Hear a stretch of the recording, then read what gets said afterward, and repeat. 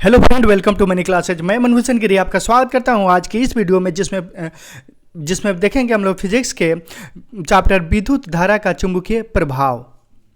और question number 1 की तरफ चलें तो क्वेश्चन नंबर 1 कह रहा है निम्नलिखित पदार्थों में कौन चुंबकीय पदार्थ नहीं है। चुंबकीय पदार्थ नहीं है। और ऑप्शन क में कह रहा है लोहा, ऑप्शन ख में कह रहा है निकेल, ऑप्शन ग में कह रहा है पीतल, ऑप्शन घ में कह रहा है कोबाल्ट। देखिए क्वेश्चन ऑप्शन ए हो जाएगा, ऑप्शन ई बी हो जाएगा, ऑप्शन सी हो गया, ऑप्शन डी। देखिए क्वेश्चन नंबर 1 का सही आंसर होगा ऑप्शन नंबर सी पीतल, यानी कि ग है तो हो गया सी, ऑप्शन नंबर सी पीतल। पीतल चुंबकीय पदार्थ नहीं है। क्वेश्चन नंबर 2 की तरफ चलें। क्वेश्चन नंबर 2 की तरफ चलें तो कह रहे हैं विद्युत धारा का चुंबकीय प्रभाव किसने खोज किया। विद्युत धारा का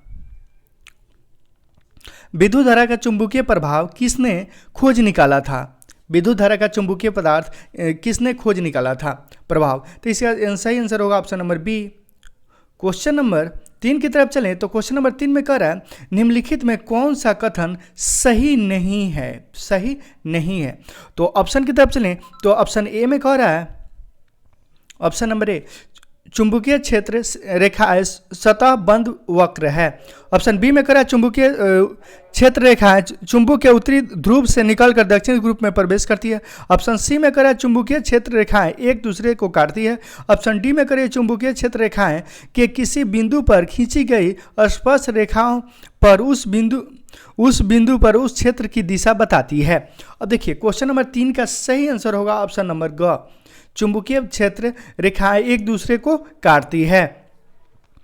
क्वेश्चन नंबर 4 की तरफ चलें तो क्वेश्चन नंबर 4 में कह रहा है धारा की दिशा और उसके संबद्ध चुंबकीय क्षेत्र की दिशा की जानकारी मिलती है। चुंबकीय क्षेत्र की दिशा की जानकारी मिलती है। और ऑप्शन की तरफ चलें तो ऑप्शन ए में कह रहा है मैक्सवेल का वामहस्त नियम से। ऑप्शन बी में कह रहा है मैक्सवेल के दक्षिण वास्त्र नियम से। ऑप्शन सी में कह रहा है फ्लेमिंग के वामहस्त नियम से। ऑप्शन डी में कह रहा है फ्लेमिंग के दक्षिण हस्त नियम से। अब देखिए क्वेश्चन नंबर 4 का सही आंसर होगा ऑप्शन नंबर घ, यानी कि बी मैक्सवेल के दक्षिण हस्त नियम से। और क्वेश्चन नंबर 5 की तरफ चलें तो क्वेश्चन नंबर 5 में कह रहा है क्वेश्चन नंबर 5 में कह रहा है विद्युत चुंबकीय बनाने के लिए प्राय जिस पदार्थ का छड़ का उपयोग होता है वह है। तो ऑप्शन की तरफ चलें तो ऑप्शन ए में कह रहा है इस्पात, ऑप्शन बी में कह रहा है पीतल, ऑप्शन सी में कह रहा है नरम लोहा, ऑप्शन डी में कह रहा है इनमें से कोई नहीं। तो क्वेश्चन नंबर 5 का सही आंसर होगा ऑप्शन नंबर ग, नरम लोहा। विद्युत चुंबक बनाने के लिए नरम लोहे के छड़ का प्रयोग होता है। अब क्वेश्चन नंबर 6 की तरफ चलें तो क्वेश्चन नंबर 6 में कह रहा है क्वेश्चन नंबर 6, थोड़ा साउंड एक्स्ट्रा आता होगा, पूजा हो रहा है बगल में इसकी वजह से। देखिए क्वेश्चन नंबर 6 निम्नलिखित में किस वैज्ञानिक ने प्रयोग द्वारा सर्वप्रथम सिद्ध किया कि किसी धारावाही चालक का चुंबकीय क्षेत्र बल लगाता है। और ऑप्शन की तरफ चलें क्वेश्चन नंबर 6 का सही आंसर होगा option number C, option number ग फरोड़े। और क्वेश्चन नंबर 7 की तरफ चलें तो क्वेश्चन नंबर 7 में कह रहा है क्वेश्चन नंबर 7 में कह रहा है किसी प्रोटोन का निम्नलिखित में से कौन सा गुण किसी चुंबकीय क्षेत्र में मुक्त गति करते समय परिवर्तित हो जाता है। और ऑप्शन की तरफ चलें तो ऑप्शन ए में कह रहा है, ऑप्शन ए में द्रव्यमान, ऑप्शन बी में चाल, ऑप्शन सी में वेग, ऑप्शन डी में आवेश। अब देखिए क्वेश्चन नंबर 7 का सही आंसर होगा ऑप्शन नंबर ग, यानी कि सी वेग। और क्वेश्चन नंबर 8 की तरफ चलें तो क्वेश्चन नंबर 8 में कह रहा है क्वेश्चन नंबर 8 में कह रहा है चुंबकीय क्षेत्र में धारावाही चालक पर लगने वाले बल की दिशा किस नियम से जानी जा सकती है, किस नियम से जानी जा सकती है? तो क्वेश्चन नंबर 8 का सही आंसर होगा ऑप्शन नंबर ग, फ्लेमिंग के वाम हस्त नियम से। और क्वेश्चन नंबर 9 की तरफ चलें तो क्वेश्चन नंबर 9 में कह रहा है पश्चिम की ओर प्रक्षेपित कोई इलेक्ट्रॉनिक किसी चुंबकीय क्षेत्र द्वारा उत्तर की ओर विक्षेपित हो जाता है तो चुंबक की दिशा का क्या है? चुंबक की दिशा क्या है? तो ऑप्शन ए में कह रहा है, ऑप्शन ए में कह रहा है दक्षिण की ओर, ऑप्शन बी में कह रहा है पूरब की ओर, ऑप्शन सी में कह रहा है अधिमुखी, ऑप्शन डी में कह रहा है ऊपरी मुखी। अब देखिए क्वेश्चन नंबर 9 का सही आंसर हो जाएगा ऑप्शन नंबर सी, यानी कि ग, अधोमुखी। अब देखिए क्वेश्चन नंबर 10 की तरफ चलें तो क्वेश्चन नंबर 10 में कह रहा है, क्वेश्चन नंबर 10 में कह रहा है विद्युत मोटर परिवर्तित करता है, विद्युत मोटर परिवर्तित करता है। अब क्या परिवर्तित करता है? तो ऑप्शन की तरफ चलें तो ऑप्शन ए में कह रहा है यांत्रिक ऊर्जा को विद्युत ऊर्जा में, ऑप्शन बी में कह रहा है विद्युत ऊर्जा को यांत्रिक ऊर्जा में परिवर्तित करता है, ऑप्शन सी में कह रहा है रासायनिक ऊर्जा को विद्युत ऊर्जा में परिवर्तित करता है, ऑप्शन डी में कह रहा है विद्युत ऊर्जा को रासायनिक ऊर्जा में परिवर्तित करता है। अब देखिए क्वेश्चन नंबर 10 का सही आंसर होगा ऑप्शन नंबर ख, विद्युत ऊर्जा को यांत्रिक ऊर्जा में परिवर्तित करता है। और क्वेश्चन नंबर 11 की तरफ चलें तो क्वेश्चन नंबर 11 में कह रहा है निम्नलिखित में किन सचित्रों में विद्युत मोटर का उपयोग होता है? विद्युत मोटर का उपयोग होता है। और ऑप्शन की तरफ चलें तो ऑप्शन ए में कह रहा है, ऑप्शन नंबर ए विद्युत पंखों में, ऑप्शन बी में कह रहा है लेथ मशीन में, ऑप्शन सी में कह रहा है टेप रिकॉर्डर में, ऑप्शन डी में कह रहा है इनमें सभी में। अब क्वेश्चन नंबर 11 का सही आंसर हो जाएगा ऑप्शन नंबर डी, यानी कि घ, इनमें से सभी में। अधिकांश क्वेश्चन में अगर इनमें से सभी या यह सभी मिले तो वही आंसर सही आंसर होता है, लेकिन सभी क्वेश्चन में नहीं होता है। अब क्वेश्चन नंबर 12 की तरफ चलें तो क्वेश्चन नंबर 12 में कह रहा है विद्युत चुंबकीय प्रेरण की खोज किसने की थी? विद्युत चुंबकीय प्रेरण की खोज किसने की थी? और ऑप्शन की दुनिया में चलें तो ऑप्शन ए में कह रहा है फराडो ने, ऑप्शन बी में कह रहा है मैक्सवेल ने, ऑप्शन सी में कह रहा है एम्पियर ने, ऑप्शन डी में कह रहा है फ्लेमिंग ने। अब देखिए क्वेश्चन नंबर 12 का सही आंसर होगा ऑप्शन नंबर ए, फराडो ने। अब क्वेश्चन नंबर 13 की तरफ चलें तो क्वेश्चन नंबर 13 में कह रहा है, क्वेश्चन नंबर 13 विद्युत जनित परिवर्तित करता है, विद्युत जनित परिवर्तित करता है। और ऑप्शन की तरफ चलें तो ऑप्शन ए में कह रहा है यांत्रिक ऊर्जा को विद्युत ऊर्जा में, ऑप्शन बी में कह रहा है विद्युत ऊर्जा को यांत्रिक ऊर्जा में, ऑप्शन सी में कह रहा है रासायनिक ऊर्जा को विद्युत ऊर्जा में, ऑप्शन डी में कह रहा है विद्युत ऊर्जा को रासायनिक ऊर्जा में।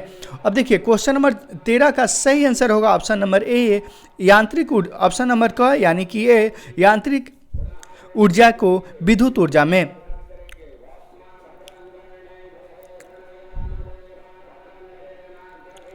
क्वेश्चन नंबर 14 की तरफ चलें तो क्वेश्चन नंबर 14 में कह रहा है, एक मिनट इसको अच्छा से बना दिया जाए। अब देखिए क्वेश्चन नंबर 14 की तरफ चलें तो कह रहा है जे दिक परिवर्तित युक्त जनित उत्पन्न करता है। अब क्या उत्पन्न करता है? तो ऑप्शन की तरफ चलें तो ऑप्शन ए में कह रहा है प्रवर्तित धारा, ऑप्शन बी में कह रहा है दिष्ट धारा, ऑप्शन सी में कह रहा है क ख दोनों, ऑप्शन डी में कह रहा है इनमें से कोई नहीं। अब देखिए क्वेश्चन नंबर 14 का सही आंसर होगा ऑप्शन नंबर घ, यानी कि बी दिष्ट धारा। और क्वेश्चन नंबर 15 की दुनिया में चलें तो क्वेश्चन नंबर 15 में कह रहा है हमारे घरों में जो विद्युत आपूर्ति की जाती है वह है, हमारे घरों में जो विद्युत आपूर्ति की जाती है वह है। अब क्या है? तो ऑप्शन की तरफ चलें तो ऑप्शन क में कह रहा है 220 भी तक दिष्ट धारा होती है, ऑप्शन बी में कह रहा है, ऑप्शन ख यानी कि बी में कह रहा है 12 भी पर दिष्ट धारा होती है, ऑप्शन सी में कह रहा है 220 भी पर दिष्टवर्ती धारा होती है, ऑप्शन डी में कह रहा है 12 भी पर परावर्ती धारा होती है। अब देखिए क्वेश्चन नंबर 15 का सही आंसर होगा ऑप्शन नंबर सी, 220 भी पर परावर्ती धारा होती है।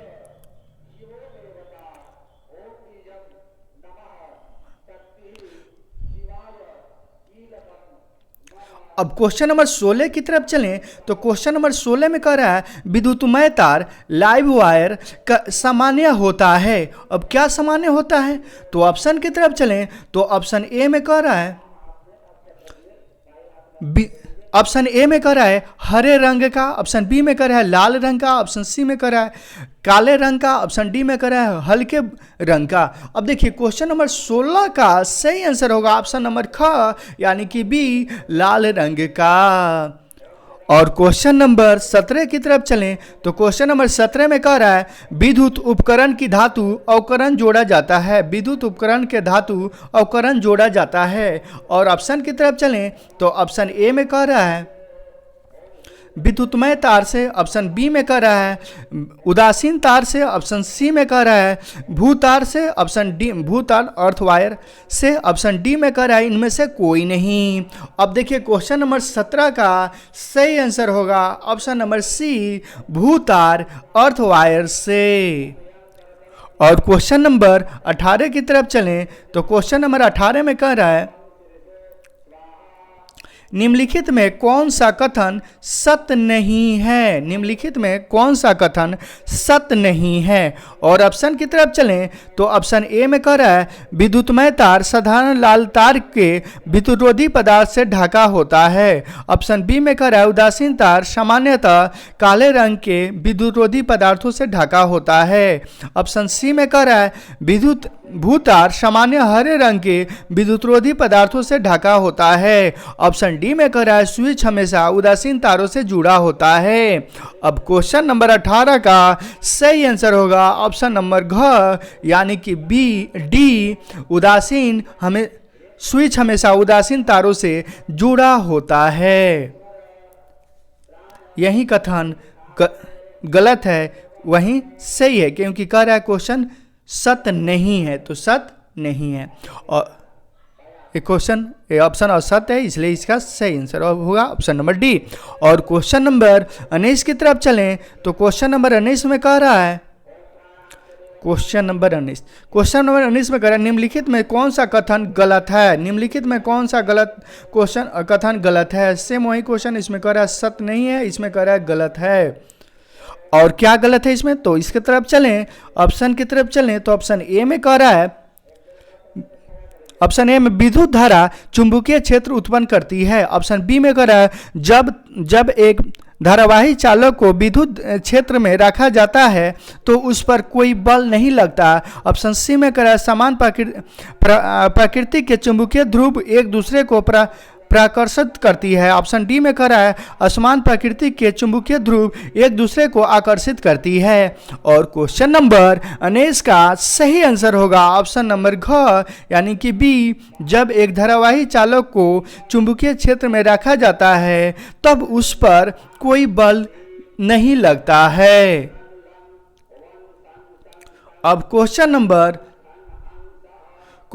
20 में कह रहा है निम्नलिखित में कौन सा कथन गलत है, निम्नलिखित में कौन सा कथन गलत है। और कौन सा कथन गलत है, तो ऑप्शन की तरफ चलें तो ऑप्शन ए में कह रहा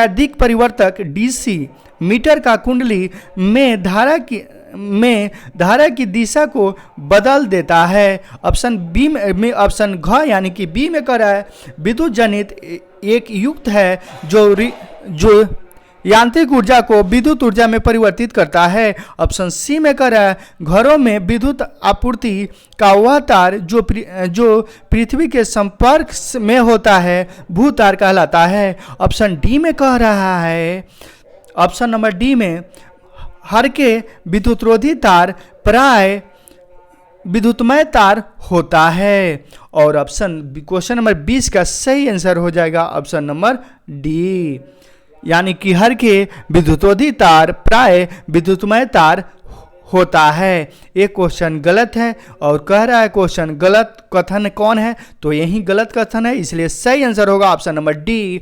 10th क्लास की अच्छी से अच्छी तैयारी करने के लिए इस चैनल को सब्सक्राइब करें, लाइक करें और कमेंट करें और अपने दोस्तों के साथ शेयर करें। प्ले लिस्ट में जाकर आप सभी सब्जेक्ट का सब्जेक्टिव प्लस ऑब्जेक्टिव नोट्स देख सकते हैं।